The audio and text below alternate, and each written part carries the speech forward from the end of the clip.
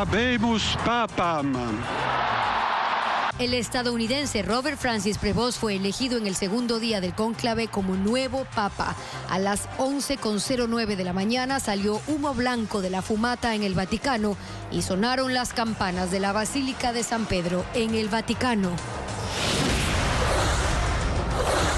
La Corte Constitucional dio la razón al presidente Noboa y ratificó el veto a la reforma legislativa que obligaba a las empresas de 25 o más trabajadores a contratar a personas de 40 o más años. Las enfermedades transmitidas por mosquitos se multiplican. Hay un aumento de casos de dengue, leishmaniasis, fiebre amarilla y malaria en las zonas tropicales del país.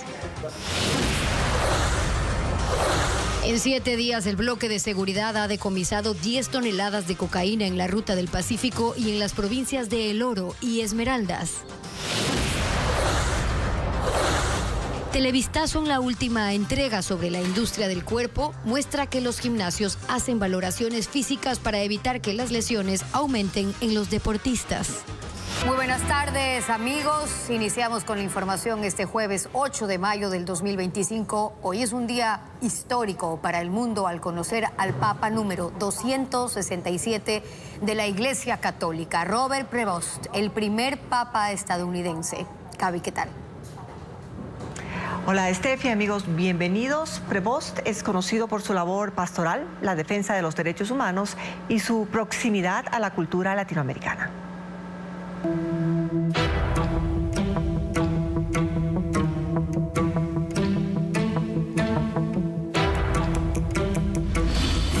León XIV, otro papa americano.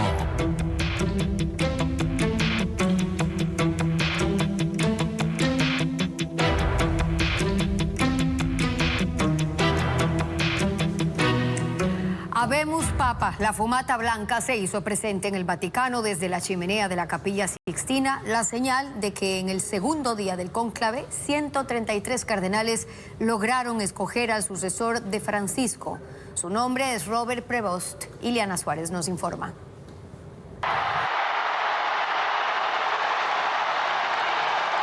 Después de 4 intensas sesiones de deliberación, el cónclave, a las 18:08 hora de Roma, alcanzó este jueves un acuerdo definitivo para la elección del nuevo papa.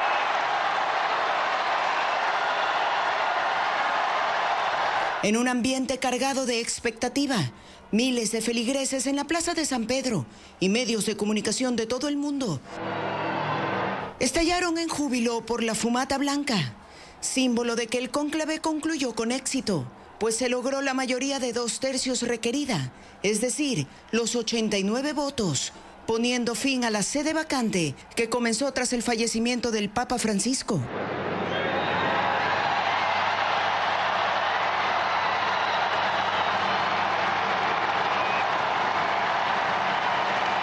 Una hora más tarde, el cardenal protodiácono Dominique Mamberti, desde el balcón central de la Basílica de San Pedro, anunció la tradicional fórmula: Habemus Papam. Y entonces dio el nombre del Papa número 267. Sancte Romane Ecclesiae Cardinalem Prevost.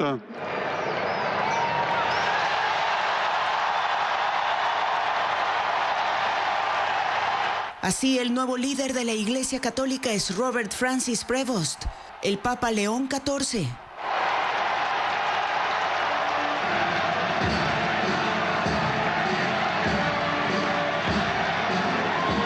Prevost, de 69 años, nació en Chicago, Estados Unidos, pero tiene nacionalidad peruana.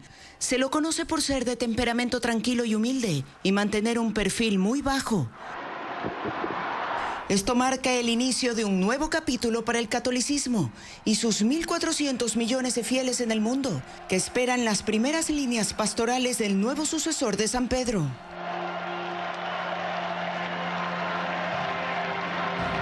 Y en su pantalla están viendo ahora este código QR. Usted lo puede escanear con su celular y eso lo dirigirá a nuestro sitio web ecuavisa.com, donde se transmite la señal en vivo desde el Vaticano. Y en su primera intervención en la Plaza de San Pedro, el Papa León XIV habló en italiano y en español. Visiblemente emocionado y con lágrimas, el nuevo pontífice americano hizo un llamado a la paz. Se refirió a una paz desarmada y desarmante, humilde y perseverante. Escuchemos parte de sus declaraciones.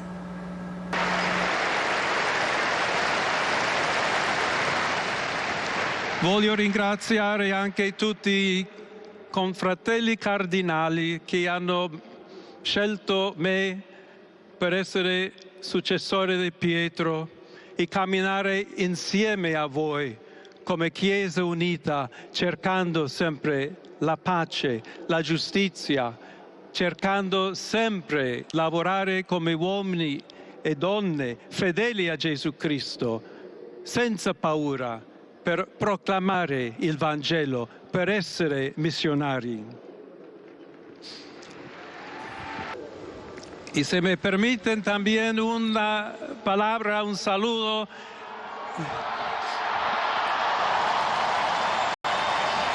a todos aquellos, y en modo particular a mi querida diócesis de Chiclayo en el Perú.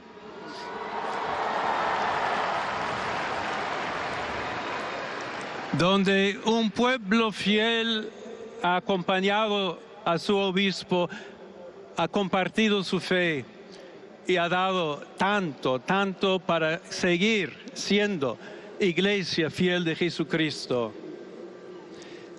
A tutti voi, fratelli e sorelle di Roma, d'Italia, di tutto il mondo, vogliamo essere una Chiesa sinodale, una Chiesa che cammina, una Chiesa che cerca sempre la pace, cerca sempre la carità, cerca sempre di essere vicino specialmente a coloro che soffrono.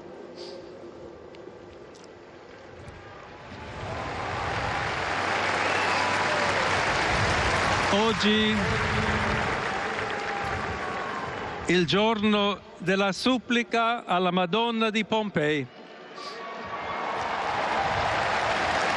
Nostra Madre Maria vuole sempre camminare con noi, stare vicino, aiutarci con la sua intercessione e il suo amore.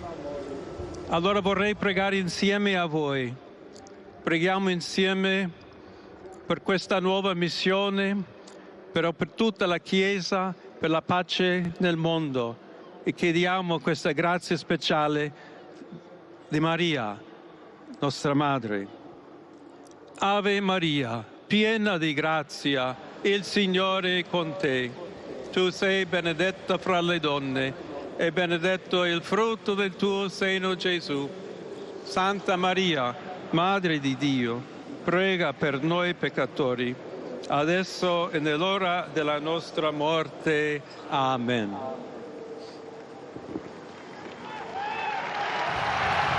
El líder de la Iglesia Católica es nuevamente americano. Se trata de Robert Prevost, nacido en Estados Unidos, nacionalizado peruano. Su español fluido, su sensibilidad con la cultura latinoamericana y su proximidad al pensamiento de Francisco lo convirtieron en un candidato de continuidad. Animar a cada uno de ustedes. El nuevo papa es un estadounidense con alma latina. Se trata de Robert Prevost. Nació en Chicago en 1955 y fue criado en una familia católica. Su vocación misionera lo llevó a ingresar a la Orden de San Agustín en su juventud. Estudió filosofía, teología, primero en Estados Unidos y luego en Roma, donde hizo un doctorado en Derecho Canónico. Fue ordenado sacerdote en 1982 y 3 años después fue enviado a Perú en una misión agustiniana. Su cercanía con las comunidades de ese país lo llevaron a dirigir el seminario de la ciudad de Trujillo durante 10 años. En 2014 fue nombrado administrador apostólico de la diócesis de Chiclayo y luego fue obispo de esa localidad. Fue entonces cuando se nacionalizó peruano.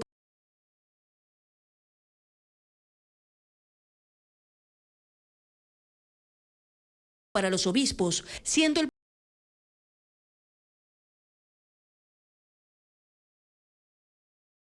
principal asesor del pontífice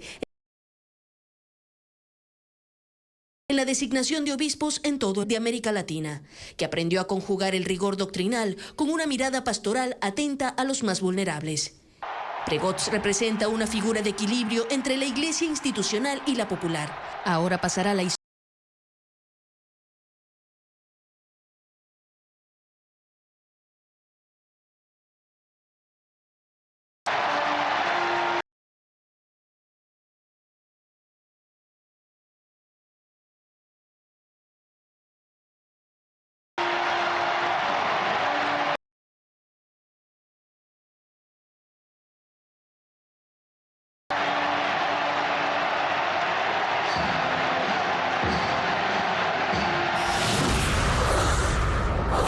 Las enfermedades transmitidas por virus o parásitos que transmiten cierto tipo de mosquitos van al alza en el país. Los casos por dengue, fiebre amarilla, leishmaniasis y malaria se multiplican, como informa Diego Puente. Estos mosquitos, aunque son diminutos, son peligrosos y están disparando brotes de dengue, paludismo, chagas, leishmaniasis y fiebre amarilla en zonas tropicales de Ecuador. Los casos más numerosos son de dengue. El número de infectados pasó de 9.566 a 19.741 en 2 meses. Y en lo que va del año, el Ministerio de Salud confirmó 10 fallecidos. Esta enfermedad, que produce dolor de cabeza, muscular, malestar del cuerpo y en casos graves sangrado y shock, es transmitido por un virus que porta el mosquito Aedes aegypti. En este año, que ha habido lluvias en cantidades muy grandes, tanto en la costa, en la sierra y en el oriente, pues las cantidades de los vectores que transmiten estas enfermedades ha aumentado considerablemente y por ende considerar aumento de enfermedad. Las provincias más afectadas son Guayas, con 3.759 casos, Manabí, 2.850, Napo, 2.398 y Zamora Chinchipe, 1.738. Otra enfermedad es la fiebre amarilla. En la última semana los casos pasaron de 4 a 6 y están en Morona, Santiago, Zamora Chinchipe, Loja y Tungurahua. Hay otras enfermedades que aparecen por parásitos que portan otro tipo de mosquitos, los anófeles, flebótomos y lutzumilla. En los 2 últimos meses también se han multiplicado. La leishmaniasis pasó de 290 a 513 casos. Esta enfermedad se caracteriza por úlceras en la piel y pérdida de peso. Pichincha concentra la mayor cantidad de casos. La malaria o paludismo pasó de 103 a 184 casos y sus síntomas incluyen escalofríos, fiebre, sudoración. Las provincias amazónicas reportan más infectados: Pastaza con 114, Morona Santiago con 48, Esmeraldas 8 y Sucumbíos 3. También aumentaron los casos del mal de Chagas de 16 a 45 y hay un caso de bartonelosis, ambos caracterizados por fiebres altas y dolor de cuerpo.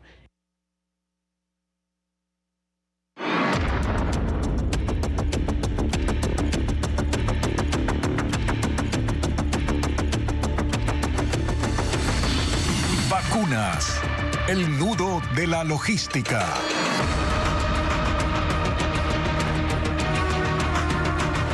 La vacunación de tosferina para adultos es una opción que tiene como objetivo elevar los niveles de protección a quienes recibieron el esquema completo durante la niñez. Aunque se creía que la vacunación temprana inmunizaba de por vida contra la tosferina, investigaciones médicas demuestran que esas defensas se reducen con el paso de los años. Ante el brote de tosferina, ¿deben o no vacunarse los adultos? El doctor Pablo Torres señala que es opcional, que no es obligatorio y que se deben considerar algunos aspectos. Quienes recibieron completo el esquema de vacunación desde los 2 meses de edad hasta los 5 años pueden estar más tranquilos. El paciente que recibió la dosis de los 2 meses, 4 meses, 6 meses, 18 meses y 5 años podría estar bien mucho tiempo. Por 10 años aproximadamente, debería recibir un refuerzo solo por prevención. Pero si no lo recibe, el paciente está bastante protegido, 95%, 98% de probabilidad de que no tenga nada. En cambio, quienes no recibieron el esquema completo sí deben considerar la vacunación en edad adulta como un elemento de protección ante el brote de tosferina que se ha presentado en el país. Está parcialmente desprotegido.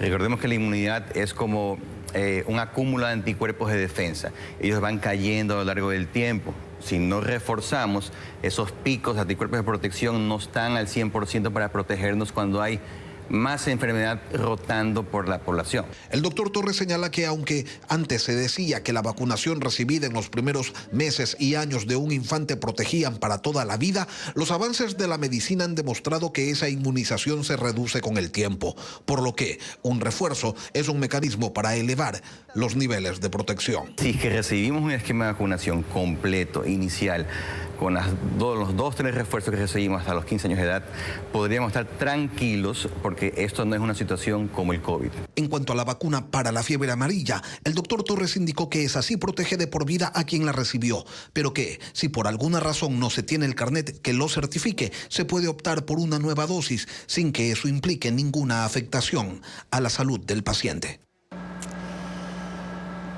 El Ministerio de Salud estableció lineamientos en los que constan quiénes deben recibir las vacunas contra la tosferina y fiebre amarilla. La cartera de Estado aseguró que en los próximos días llegarán 170.000 dosis más para enfrentar la contingencia sanitaria. Carla Delgado actualiza la información. El país cuenta con 400.000 dosis de vacunas para el esquema regular, según el ministro de Salud, Edgar Lama. Y en los próximos días llegarán 170.000 dosis más para completar el cuadro básico, tosferina y fiebre amarilla en especial. El Ministerio de Finanzas dispuso 11 millones de dólares para abastecer los centros de salud. El Ministerio de Salud estableció lineamientos para la vacunación de las personas que deben inmunizarse en esta contingencia sanitaria. La vacuna de la tosferina solo se aplicará a niños de entre 2 y 4 meses de edad y los refuerzos que se administran entre 18 meses y 5 años. También se aplicará la vacuna en 2 casos extraordinarios, a menores que no recibieron la vacuna hasta los 6 años, 11 meses y 29 días, o en el caso de que no cuenten con el carnet de vacunación. Contra la fiebre amarilla solo se vacunará a las personas de entre 2 años y 59 años que vivan en Orellana, Napo, Morona, Santiago, Pastaza, Zamora, Chinchipe y las personas que vayan a esas provincias. El Ministerio de Salud Pública informó que si las personas ya fueron vacunadas, no deben hacerlo de nuevo. Las mujeres embarazadas deben recibir un refuerzo de la vacuna para prevenir la tosferina. Los especialistas recomiendan hacerlo en el tercer trimestre entre las semanas 27 y 36. La vacuna en estos casos es la DTaP, que incluso escasea en los centros privados.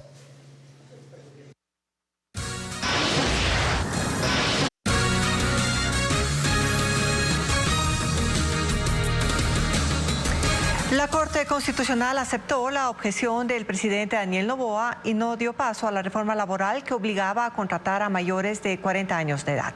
El cuerpo legal regresó a la Asamblea, informa Jacqueline Rodas. La Corte Constitucional echó abajo la reforma legal sobre discriminación por edad. En febrero, la Asamblea aprobó 2 artículos para obligar a los empleadores que tienen más de 25 trabajadores a contratar al menos uno mayor de 40 años de edad y que ese número suba paulatinamente hasta llegar al 4% de la nómina en 2030. En marzo, el presidente Daniel Noboa objetó la reforma y la decisión final quedó en manos de la Corte Constitucional. El Pleno dio la razón al primer mandatario y declaró que la norma, que incluía sanciones para los empleadores por incumplimiento, viola el principio de igualdad y la garantía del derecho al trabajo que contempla la Constitución. La Corte, en su dictamen, cita estadísticas proporcionadas por la propia Asamblea que muestran que el mayor porcentaje de desempleo, 66%, está en el grupo etario entre 15 y 34 años y no los mayores de 40, a quienes se buscaba beneficiar con el cambio. La Corte Constitucional devolvió la ley a la Asamblea para que el proyecto, que incluye otras reformas, pueda seguir el trámite para que entre en vigencia. La prefectura del Guayas canceló unilateralmente el contrato del dragado en el río Guayas. El anuncio lo realizó esta mañana la prefecta Marcela Guiñaga e indicó que esto ocurrió porque se acumularon multas por más de $2 millones, equivalentes al 5% del presupuesto total. Y asimismo, la prefectura informó que ahora se entrará en la fase de liquidación del contrato y el retiro de la draga. Por su parte, el consorcio Dragando por Guayas, que estaba encargado de la remoción de sedimentos alrededor del islote El Palmar, señaló que la administración anterior no contempló los desafíos técnicos reales de los trabajos.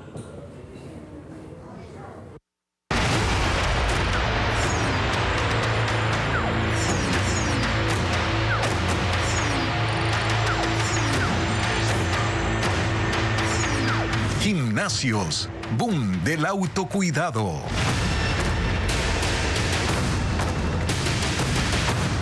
Los gimnasios incluyen para sus nuevos usuarios la valoración física y el acompañamiento de especialistas para evitar lesiones. Los fisioterapistas tratan cada vez más casos de desgarros o rotura de meniscos por la mala práctica de los ejercicios. Diego Puente con el informe.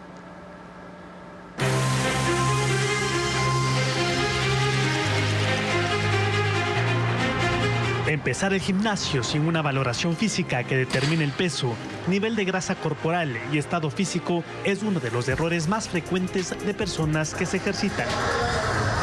Algunos gimnasios incorporaron el servicio de nutricionistas profesionales. Tienen consultorios dentro de los fitness centers. Es un paso obligatorio para los nuevos inscritos. Así recomiendan el tipo de ejercicios, su conveniencia y la dieta acorde. La correcta alimentación va más allá de la pérdida de peso. Y los nutricionistas acompañan otros objetivos de los deportistas. Muchas de las veces las personas que menos comen son las que más engordan. Hay un tip, ¿sí?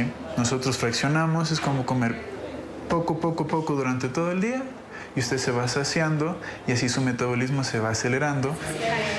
Los nutricionistas, entrenadores certificados y fisioterapistas ganan espacio en el mundo fitness en el que compiten con instructores sin formación y con tutoriales que la gente ve en internet. En esta clínica universitaria de fisioterapia han duplicado sus pacientes en los últimos 2 años. Reciben 40 a la semana exclusivamente por la sobrecarga de pesos.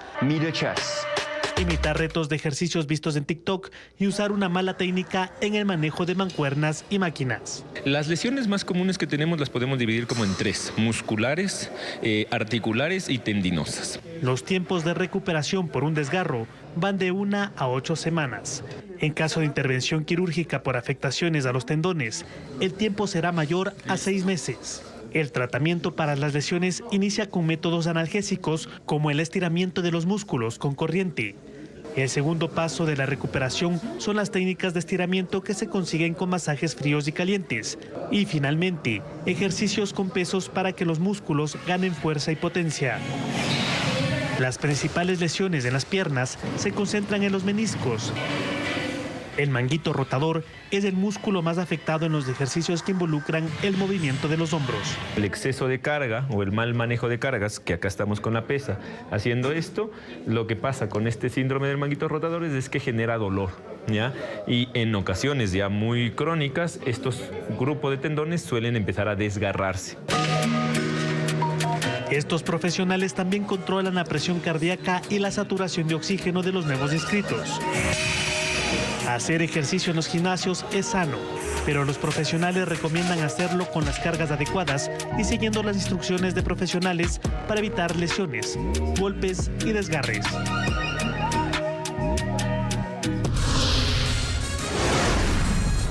Más adelante en Televistazo, ahora es obligatorio presentar una identificación verificada para tomar vuelos domésticos y entrar a edificios federales en los Estados Unidos. Ya le contamos. El bloque de seguridad ha decomisado cerca de 10 toneladas de droga durante la última semana. En Esmeraldas, la policía detuvo a uno de los más buscados del país. Paul Romero amplía la información. En la última semana, la policía y las Fuerzas Armadas decomisaron 10 toneladas de droga, la mayor cantidad de cocaína en 7 días de operaciones en la ruta del Pacífico y en las provincias de El Oro y Esmeraldas. Este miércoles, el bloque de seguridad encontró bajo tierra 1,5 toneladas de cocaína en la isla Puntilla, cerca de Puerto Bolívar. 1.132 paquetes estaban cubiertos con plástico y en sacos de yute. 3 implicados fueron detenidos. Según la policía, integrantes del grupo armado Los Lobos utiliza la isla como centro de acopio de cocaína para el comercio internacional. El pasado domingo, la Armada interceptó una embarcación de pesca artesanal sin nombre a 200 millas de la isla San Cristóbal, en Galápagos, con 31 bultos de droga y 28 bidones de combustible. 3 personas fueron detenidas y procesadas por tráfico ilegal de drogas. El resto de droga, 7 toneladas, fue incautada en otros operativos realizados desde el 1 de mayo en la ruta del Pacífico a 250 millas náuticas de Salinas, a 310 millas de San Cristóbal y 200 millas de Esmeraldas. Este miércoles la policía detuvo en Esmeraldas a Jorge Mina Nazareno, alias La Tuta, el cuarto más buscado por el bloque de seguridad en Ecuador, integrante del grupo armado Los Tiguerones. El ministro del Interior, John Reinberg, dijo que Mina es investigado por el asesinato del cabo segundo de policía, Olger Cherres, agente investigador de la Policía Judicial de Esmeraldas. ¿En qué circunstancia ellos estaban por ahí?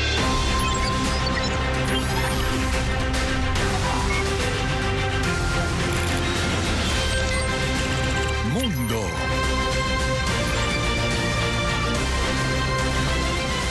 En Estados Unidos, los pasajeros ahora deberán presentar una identificación válida para realizar viajes domésticos. Esta medida, implementada por el Departamento de Seguridad Nacional, tiene como objetivo identificar a migrantes indocumentados, ya que, según afirma la entidad, algunas personas estarían tomando vuelos dentro del país sin portar documentación.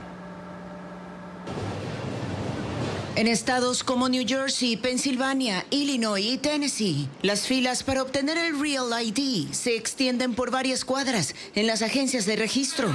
Esto se debe a que ahora es obligatorio presentar un documento de identificación verificado para tomar vuelos dentro del país e ingresar a edificios federales o instalaciones militares.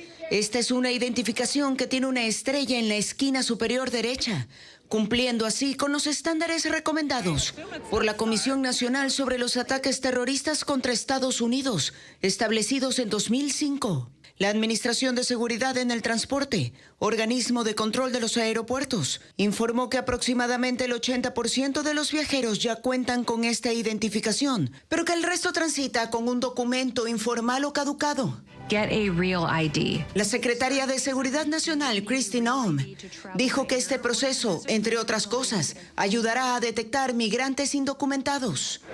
Por ahora, en los puntos de control de las terminales también permitirán presentar documentos como licencia de conducir, pasaporte estadounidense o una tarjeta de identificación estatal que no estén vencidos. Los menores de 18 años no están obligados a portar el Real ID, siempre y cuando viajen acompañados de un adulto que cuente con la documentación requerida.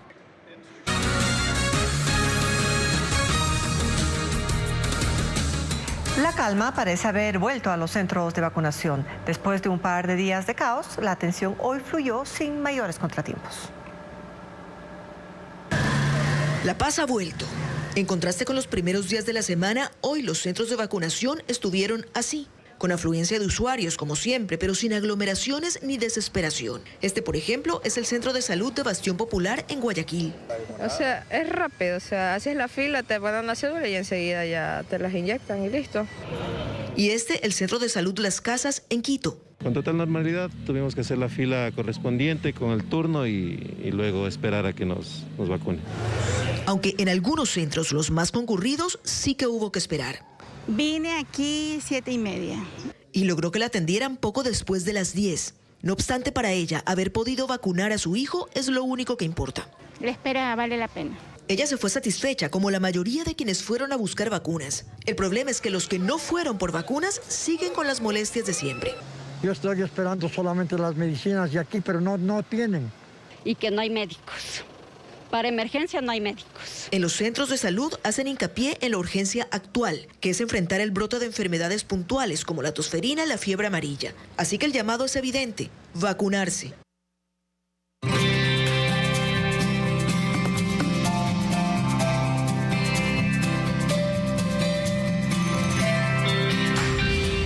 Madres, siempre ahí para ellos.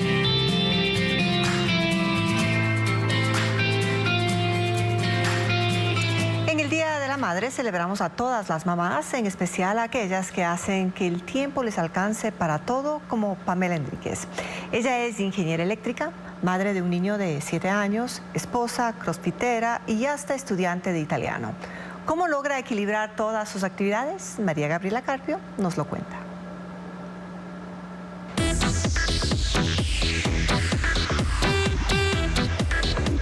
Cada día, Pamela Enríquez llega bien equipada al Centro de Operación y Control de CENEL en Guayaquil. Ella es ingeniera eléctrica, tiene 36 años, 11 de ellos dedicados a este trabajo, donde coordina la atención en tiempo real de cualquier apagón o falla en la ciudad. Y aunque su entorno suele estar lleno de sistemas y mapas en pantallas gigantes. Lograr llegar a cumplir la rutina diariamente es forzado, pero entiendo que también es la realidad que vivimos todas. Uno aprende a organizarse, uno aprende a que no siempre llega a todo. Su día arranca en casa a las 5 de la mañana. Se podría decir que tiene varias jornadas. La primera es laboral y concluye 12 horas después. Hacia atrás, hacia adelante. Luego empieza la de ejercicio, 1 hora de CrossFit.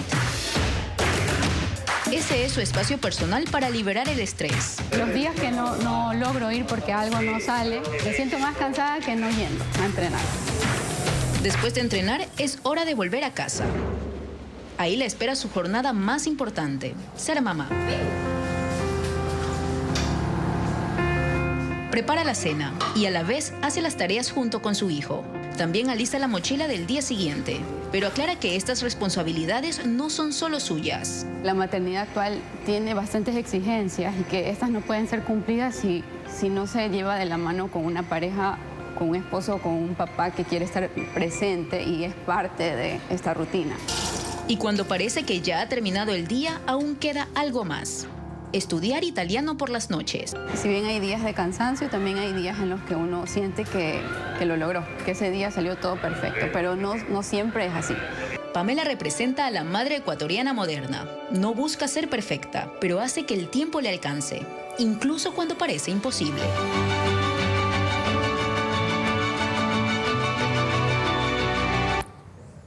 Música sacra, pasillos, boleros y valses. Un repertorio completo para homenajear a las mamás en su día. Espacios culturales de Quito, Guayaquil y Cuenca han preparado conciertos en vivo para celebrar desde hoy. Estefanía Arias con la agenda por el Día de la Madre.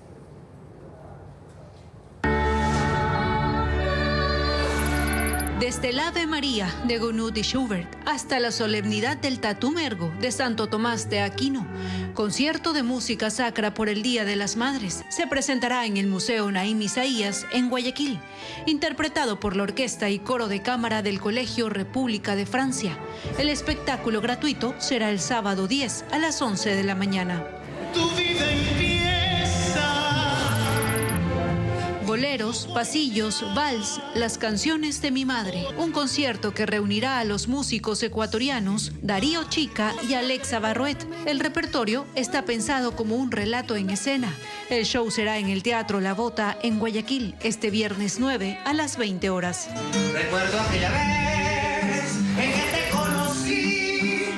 Dos simpáticos y divertidos músicos recordarán los grandes éxitos de Leo Dan, Los Panchos, JJ, entre otros. Serenata cómico-musical se realizará en el Teatro Casa Toledo, en Quito. Sobre el escenario estarán los artistas Pancho Arias y Edgar Granda. Las funciones serán del jueves 8 al sábado 10 a las 20 horas y el domingo 11 a las 18 horas. Un repertorio clásico y especial para las mamás en su día. Concierto sinfónico se presentará en la Casa de la Cultura Núcleo Azuay, interpretado por la Orquesta Sinfónica de Cuenca, junto a los artistas Verónica Tola y Diego Zamora. El show gratuito será el jueves 8 y viernes 9 a las 20 horas.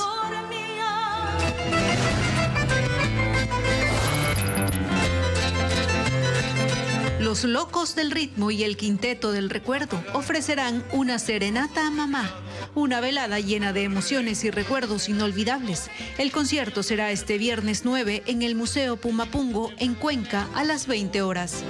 Ya ni me sorprende tu enorme falsía, porque eso... La NASA, junto con la Universidad de Tokio, revela que la Tierra dejará de ser habitable en aproximadamente 1.000 millones de años. Además, en una fábrica de China, un video de cámaras de seguridad captó el momento en que un robot humanoide comenzó a agredir a sus desarrolladores. La NASA, junto con la Universidad de Tokio, revela que la Tierra dejará de ser habitable en aproximadamente 1.000 millones de años, debido a la expansión y calentamiento del Sol, que provocará la pérdida de oxígeno y un cambio drástico en el entorno. El estudio se basó en simulaciones a gran escala para prever cómo evolucionará la atmósfera terrestre a largo plazo. Un video captado por cámaras de seguridad en una fábrica de China se volvió viral en redes sociales porque captó el momento en que un robot humanoide, durante una fase de pruebas, comenzó a agredir a sus desarrolladores. Dejó de moverse cuando los ingenieros le cortaron la energía. Esto generó debates sobre el peligro de la aplicación de la inteligencia artificial en robots.